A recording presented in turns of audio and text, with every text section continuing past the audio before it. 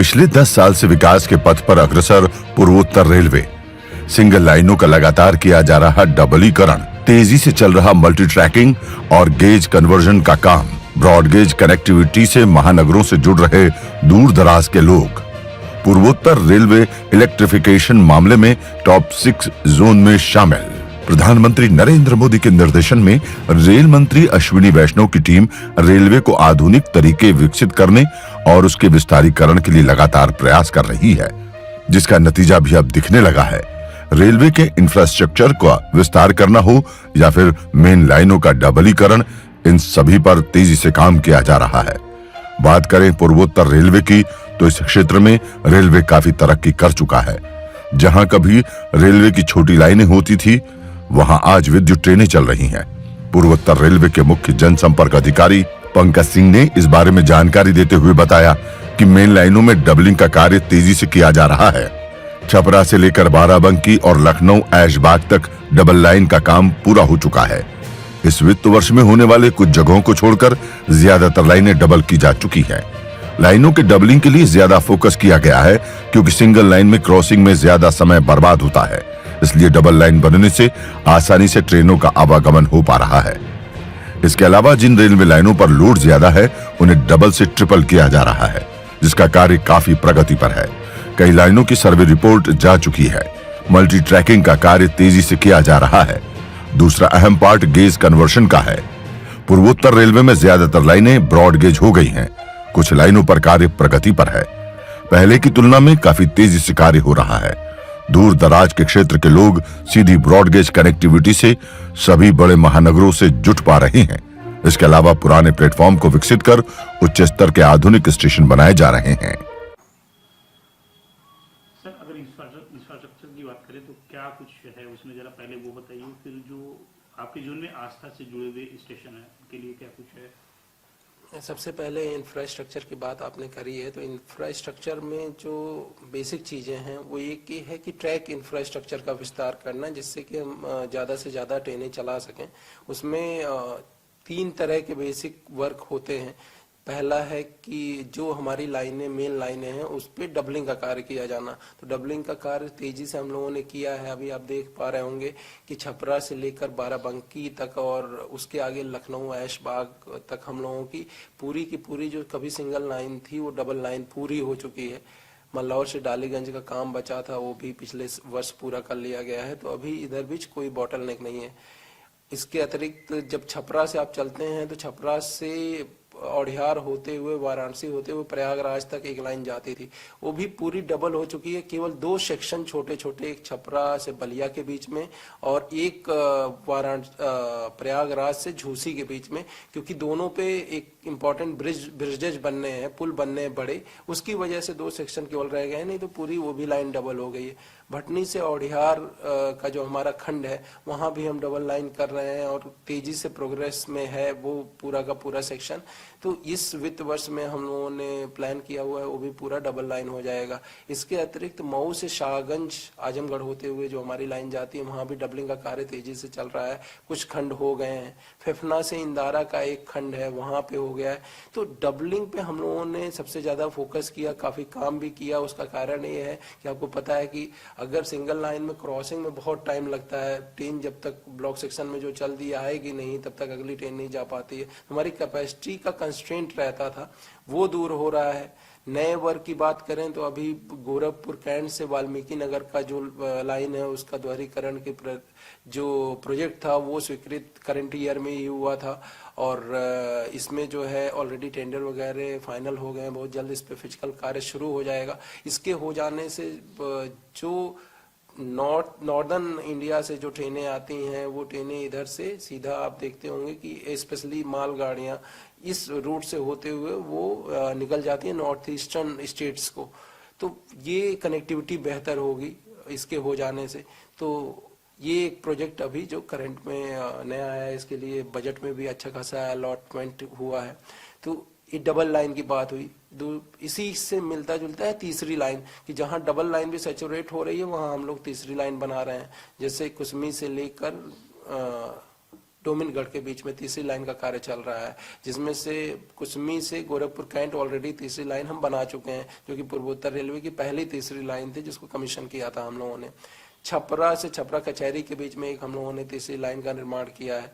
इसी प्रकार से गोंडा से बुढ़वल के बीच में, क्योंकि बुढ़वल पे आपको पता है कि सीतापुर साइड से जो कि अभी डबल लाइन हो गई है, वो भी लाइन आके बुढ़वल पे मर्ज होती है, और लखनऊ साइड से जो डबल लाइन आ रही है वो भी बुढ़वल पे मर्ज होती है।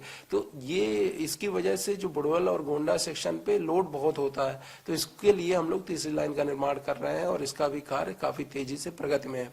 तो अभी तीसरी लाइन में सर्वे की बात करें तो आपका इधर डोमिनगढ़ से लेकर खलीलाबाद तक का प्रोजेक्ट रिपोर्ट पहले ही हम लोग भेज चुके हैं। जो बैतालपुर से लेकर कुसमी के बीच में, इसका भी तीसरी लाइन का सर्वे रिपोर्ट भेज चुके हैं। तो ये जो मल्टी ट्रैकिंग का काम हो रहा है, इस पे काम भी तेजी से हो रहा है और इसके लिए सफिशिएंट बजट भी मिला हुआ है। अगर मैं बात करूं इस वर्ष में, तो दोहरीकरण और तीसरी लाइन के लिए 1057 करोड़ रुपए का आवंटन इस वित्त वर्ष में हुआ है बजट के लिए। तो बजट का कोई कंस्ट्रेंट नहीं है और यही कारण है कि जो काम में तेजी आई है पहले की तुलना में, अगर आप देखेंगे बहुत तेजी से कार्य होना शुरू हो गया है। इसके अतिरिक्त तो दूसरा जो पार्ट है वो है आमान परिवर्तन, यानी कि गेज कन्वर्जन का। ये पूरी की पूरी पूर्वोत्तर रेलवे किसी समय में छोटी लाइन हुआ करती थी, यानी मीटर गेज की लाइनें थी, तो मीटर गेज से आपको ब्रॉड गेज के लिए चेंज करना पड़ता था। तो इस पे बहुत ज्यादा फोकस हुआ और आज के डेट में पूर्वोत्तर रेलवे में अगर एक लाइन छोड़ दिया जाए जिसको संरक्षित किया जा रहा है, जो दुधवा नेशनल फॉरेस्ट रिजर्व से होकर जाती है, मैलानी से नानपारा 170 किलोमीटर, उस लाइन को छोड़ दिया जाए तो बाकी सभी हमारी लाइनें ब्रॉड गेज हो गई हैं। जहां नहीं हुआ है वहां कार्य प्रगति पर है। दो ऐसे खंड हैं, एक शाहगढ़ से पीलीभीत का, जहां 24 किलोमीटर में आमान परिवर्तन का कार्य प्रगति में है। दूसरा बहराइच से नानपारा होते हुए नेपाल रोड, जो कि नेपाल के बॉर्डरिंग स्टेशन है, उसको जोड़ता है, वहां का भी कार्य स्वीकृत हो गया। उसके लिए भी इस बजट में प्रावधान है और अभी 10 फरवरी से हम लोगों ने उस लाइन को ब्रॉडगेज करने के लिए ब्लॉक कर दिया। तो किसी जमाने में छोटी लाइन के नाम से मशहूर पूर्वोत्तर रेलवे थी, आज पूरी तरह से ट्रांसफॉर्म हो गई और बड़ी लाइन के रूप में अपनी सेवाएं दे रही है। इससे फायदा ये हुआ है कि दूर दराज के क्षेत्र के लोग भी सीधी ब्रॉडगेज कनेक्टिविटी से सभी बड़े महानगरों से जुड़ पा रहे हैं। इसके अतिरिक्त है नई लाइन। ऐसे क्षेत्र जहां पे रेलवे लाइन नहीं थी, उन क्षेत्रों में भी रेलवे लाइन का निर्माण कार्य पूर्वोत्तर रेलवे में किया जा रहा है।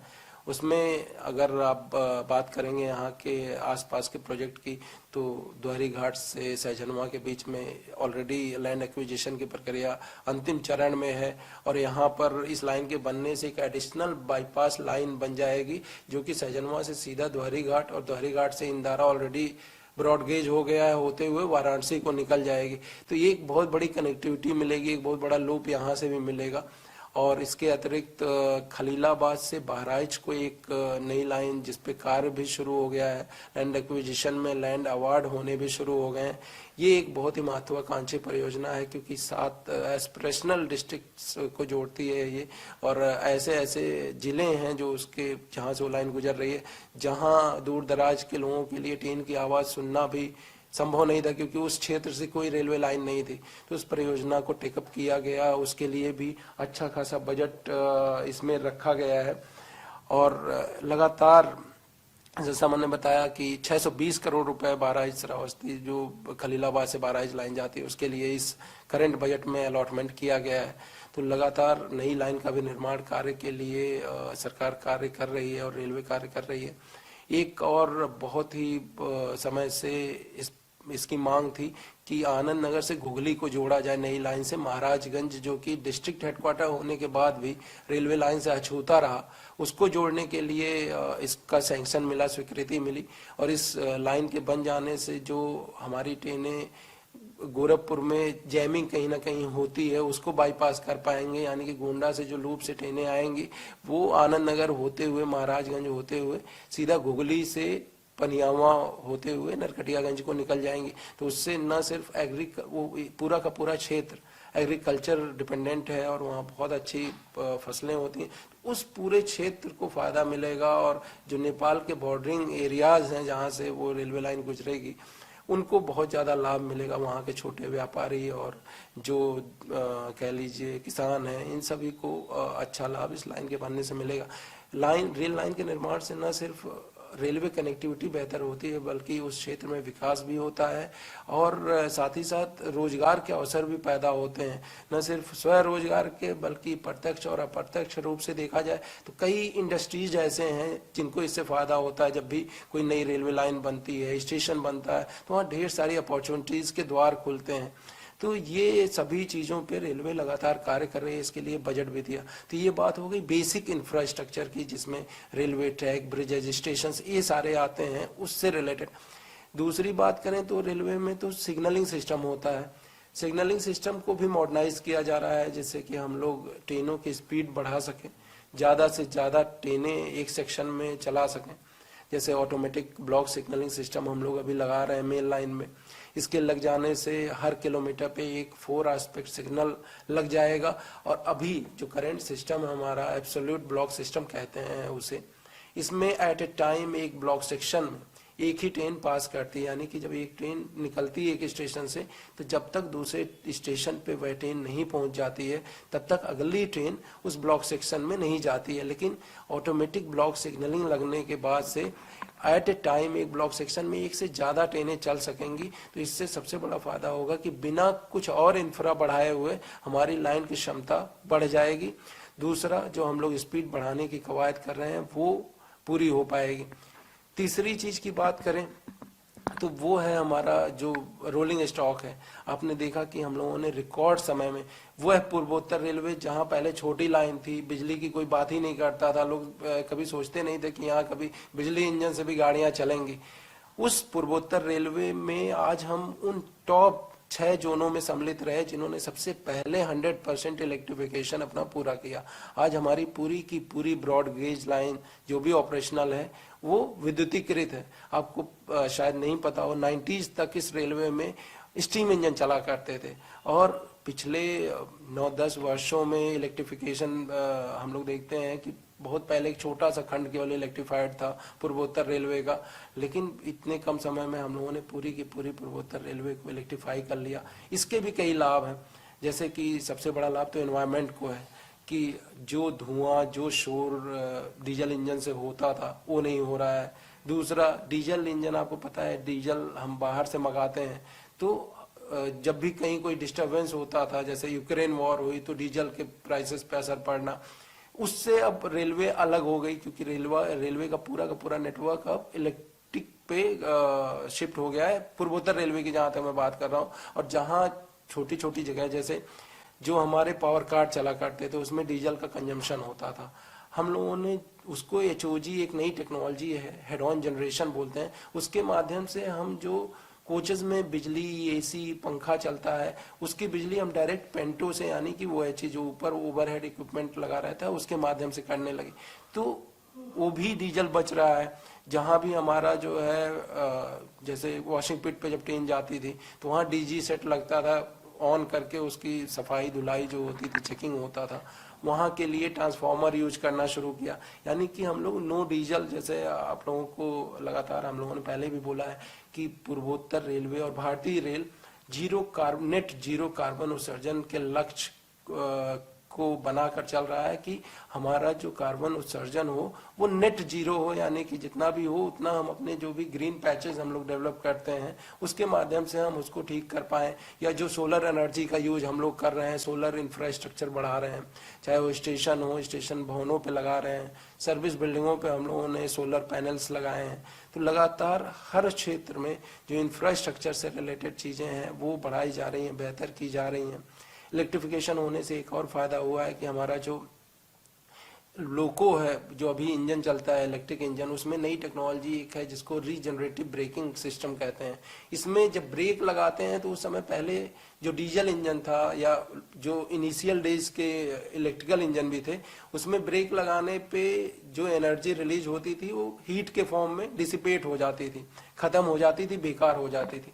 उस ऊर्जा को भी अभी रीजनरेटिव ब्रेकिंग सिस्टम के माध्यम से यूटिलाइज कर रहे हैं हम, और इससे लगभग 20 से 30% की ऊर्जा की सेविंग हो रही है, जिसका अगर आप क्वांटम को पैसे के टर्म में ट्रांसफर करें तो ह्यूज बचत इसके माध्यम से भी रेलवे को राजस्व की हो रही है।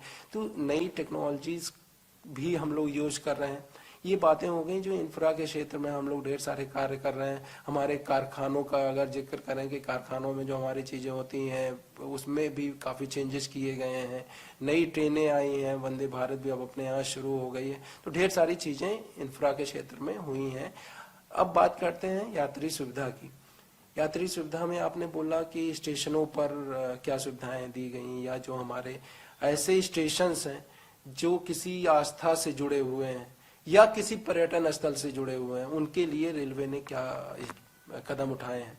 तो सबसे पहले जो बहुत एक नई चीज रेलवे ने शुरू करी अमृत स्टेशन स्कीम के रूप में, कि स्टेशनों का पुनर्विकास। वर्षों पहले जो स्टेशन जैसे बने हुए थे उसी स्थिति में थे, लेकिन एक बहुत ही बड़ा कदम उठाया गवर्नमेंट ने कि इन स्टेशनों को रीडेवलप किया जाना चाहिए, जो बड़े स्टेशन हैं, जिससे आज तो ये ठीक है, आज तो इनको ठीक किया गया है, सभी सुविधाएं भी आधुनिक डेवलप की गई हैं, लेकिन 50 वर्षों के बाद जिस तेजी से अपना देश आगे बढ़ रहा है उसके हिसाब से स्टेशन क्या जो जरूरतें होंगी उनको पूरा करने के लिए सक्षम रहेगा कि नहीं, उसको ध्यान में रखते हुए ये योजना शुरू की गई। और इसमें बड़े स्टेशनों को इस प्रकार से बनाया जा रहा है, जैसे गोरखपुर का हम लोगों ने डिजाइन आप लोगों के समक्ष रखा था कि इसकी आधारशिला माननीय प्रधानमंत्री जी ने रखी थी। उसके बाद एक समेकित टेंडर किया गया, 498 करोड़ की लागत से इस स्टेशन का निर्माण होना है और यहाँ इसको सिटी सेंटर के तौर पर डेवलप किया जाना है, जो कि आने वाले 50 वर्षों में जो यात्रियों की आवश्यकताएं होंगी,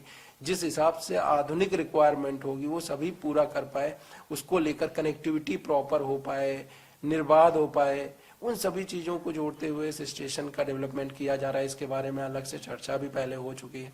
इसके अतिरिक्त हम लोग अन्य स्टेशनों को भी अमृत स्टेशन योजना के अंतर्गत डेवलप कर रहे हैं, जिसमें जैसे आपने बोला आस्था के केंद्र अगर आज के डेट में देखा जाए अयोध्या है।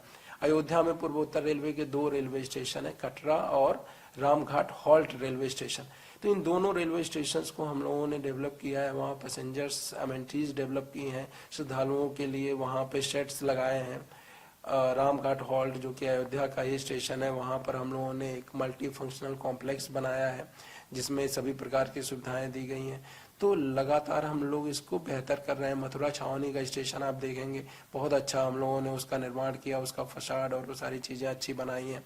इसी प्रकार से अपने आसपास अगर आप देखें तो तुलसीपुर जो कि पाटन देवी मंदिर की वजह से मशहूर है, उसका आर्किटेक्ट जैसे जो ये अमृत भारत स्टेशन योजना है, इसमें सबसे बड़ी चीज जो ध्यान में रखी गई है कि अब जहां भी हम लोग काम कर रहे हैं वो स्टेशन वहां की जो स्थानीय संस्कृति है, जो वहां का इतिहास रहा है, वो उस स्टेशन की बिल्डिंग में दिखे, इसका ध्यान रखा गया है इसके डिजाइन के समय। इसी प्रकार से गोरखपुर का भी, और साथ ही साथ इसमें जो मॉडर्न आर्किटेक्ट है उसका भी मिश्रण हो। मतलब एक तरफ तो आपकी स्थानीय चीजें हो ही, दूसरी तरफ जो आधुनिक आर्किटेक्ट है उसका भी पूरा का पूरा इसमें यूज हो, उसका ध्यान रखा गया और उसका ध्यान रखकर इन सभी स्टेशनों का डिजाइन तैयार किया गया है, जिसको लोगों को दिखाया भी गया है। रेलवे का एक बड़ा काम है कि क्षेत्र में टूरिज्म को बढ़ावा देना।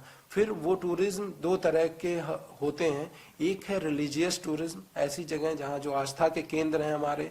तो पूर्वोत्तर रेलवे से कनेक्टेड अगर आप देखिएगा तो लुम्बिनी है, कुशीनगर है, अयोध्या है, मथुरा है, वाराणसी है, प्रयागराज है।